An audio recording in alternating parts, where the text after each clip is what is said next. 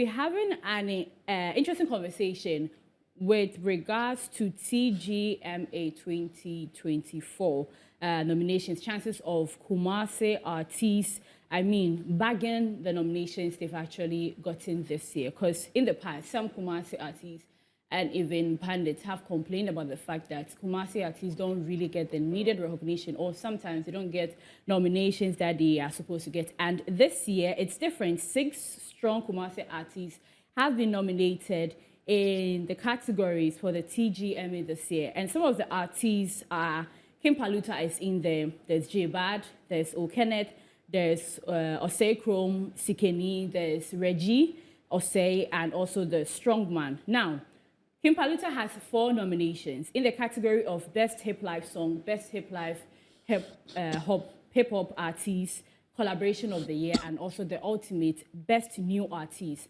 Then J-Bad comes in with 2 nominations to Best Hip Hop Song with Masisa and also Best Hip Life Hip Hop Artist. So that's what J-Bad has, 2 categories. Then Oseko Sikenito has 2 nominations, Best Hip Life Song with Practice and also Best New Artist. Now we move on to O'Kenneth, who has 1 nomination, that is Best Hip Hop Song with Lonely Road. Reggie Osei also has 1 with Best Hip Life Song, Oh My Linda. And then Strong Man has Best Hip Hop Song with Dear God, and also is one of the categories that is very, very tough, Best Rap Performance. So these are the Kumasi artists. There are other artists who are also from Kumasi, but they are not really based there. So these artists are actually based there because Kweku Smoke is a Kumasi guy, but he's based in Accra, Tema. And there are other people there. But these artists are actually based in Kumasi. So we have GERMAIN Portfolio, who will be talking to us about the reactions from the people, the general public, from the artists, and also in general, what's the feeling like and which categories do they hope that these individual artists I've mentioned their name will be taken home on that night. Good afternoon. Good afternoon, madam. Big Boss, thank you for joining us. You're welcome. Okay, so generally, like I said, give us the general reactions from the Kumasi fans first. How did they take the news with regards to the nominations of some of their favorite artists in the Telecel Ghana Music Awards 2024? Well, thank you for having me. Yes, Kumasi is very blazed up. I think that it's a cocktail of emotion. Yeah. There is mixed reaction and how people are receiving the TGMA nomination. Yeah. Mixed reaction in connection with the fact that yes, of course, some of the obvious were swept. And so it registered some level of disappointment in some of the music enthusiasts. However, there seems to be one category that 70% of music enthusiasts in Kumasi are super excited about, and it's about one of our regional superstars who, for over the years, has registered strong presence here, and for the first time has got the whole nation rallying behind him, and that is Kim Paluta. Yeah. And so amidst the cocktail of emotions and mixed reaction to certain categories and why some of our artists were missing, I think Kim Paluta has been a unifier and has brought everyone together to rally behind him. So yes, we are proud of the fact that our Saka boys were fairly represented. Of course, we were disappointed Amrando missed out on some of the categories. Yeah. However, like I said earlier on, Kim Paluta has been the major driver of excitement and enthusiasm over here in Kumasi, because there is someone whose growth has been in our faces, and he has come a long way to be here. And so the entire Kumasi fraternity is solidly rallying behind him to bring home something, especially the best new artist of the year. Yeah, we know Amrado has voiced out, has written to the board, and also their head of production has actually confirmed that Amrado has reached out. Aside Amrado, which other artists were expecting nominations? Who didn't get at all? Okay, so my KUMERICAN people was expecting one of the biggest discovery that registered himself in the music in the course of the year. Had an amazing collaborative project that is Slim Kid, who did the Lonely Road with O'Kenneth. Yeah. And so Kumasi was expecting Slim Kid to have at least make it for the best new artist of the year, which he was missing conspicuously, and that was disappointing. And then we we take solace in the fact that one of also our budding artists who has gained some grounds over here, 7 cases of Midimitia to so Chale Yobia. We were expecting him to be in the best new artist category. However, he was compensated with unsung category, which is equally compensating. So we are looking forward that he also brings something home. And J-Bad Odo, which J-Bad also missed out, which also caused a lot of heartbreaks over here because J-Bad has a very, very, very, very fruitful and amazing music year, the music year calendar and the review. And one of his popular songs, Odo, which was groundbreaking, also missed out. And we are hoping that the window they opened for the correction would factor him in. And yes, a couple of others, but top of mind, these are some of the stuff we remember that Slim Kid should have made it for the best new artist. And J-Bad could have done much more nominations. And Amrado could have made it to the popular song of the year as well. And so, and YP, yes, YP also has a very good year. But we take solace in the fact that Jose Krom Sikani is fully represented over there. And so it compensates for all these things. Yeah, so all in all, it can be 100%. But we are joyful for the fact that KUMERICA has held it down for this year's TGMA, and that's a big flex to us over here. I like the way you said big flex. You know, yourself and also DJ Slim have actually voiced out their excitement with regards to Kim Paluta being recognized for the first time and also bagging 4 nominations. But have you spoken to any of these individual artists, and what is the feeling like? What are they saying? How are they reacting or receiving these nominations?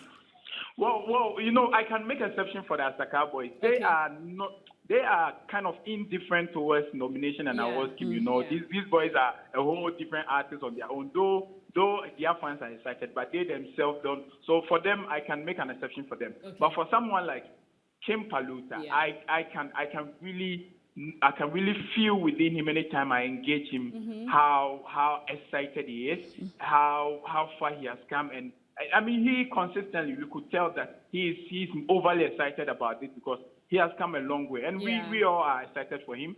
I have spoken to some of them who said that even if they miss out and Kim Paluta is able to bring this home, they are happy for him. And so it looks like Kim Paluta has been the center of discussion over here because his growth has been in our faces. He has worked his way through this recognition, and we are all hopeful and rallying behind him. And so even if you add other artists who are in the nomination, they all seem to have a soft spot for Kim Paluta's nomination. And I've talked to Kim Paluta, and then I remember there was a time that Kim Paluta would say he gets depressed when, you know, all these American artists who broke through in the COVID year were people who used to sneak to Kim Paluta's show over in Ashanti region just to watch him on stage, and all these guys bypassed him and had a breakthrough hit in the COVID year, and he was still underground, became a subject of mockery, and here he comes, it's his year, and everyone feels very, very excited for him. So for us, any other person aside Kim Paluta is enough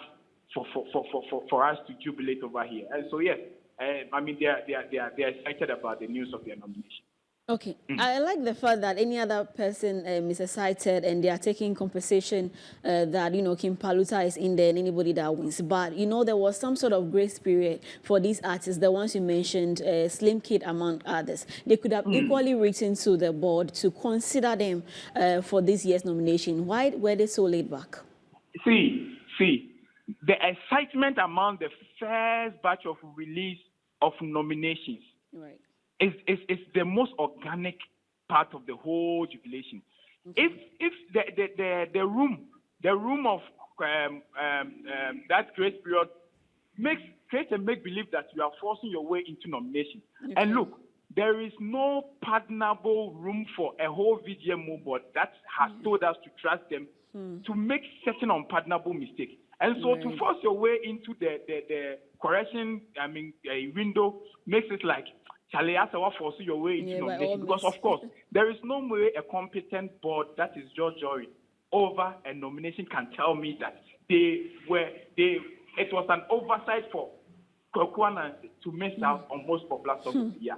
So it becomes kind of ridiculous when the correction window brings out another nomination in there. The excitement has always been the first batch of nomination. So it is more easy and fulfilling to claim a bragging right over nomination from the board than to force your way in there. And so I think they are not even super excited about the correction window, because if the board does a good job, and fix you in or captures you in. It gives you some sense of belonging than you forcing your way in there. That is why people are indifferent about the correction window, if you ask me.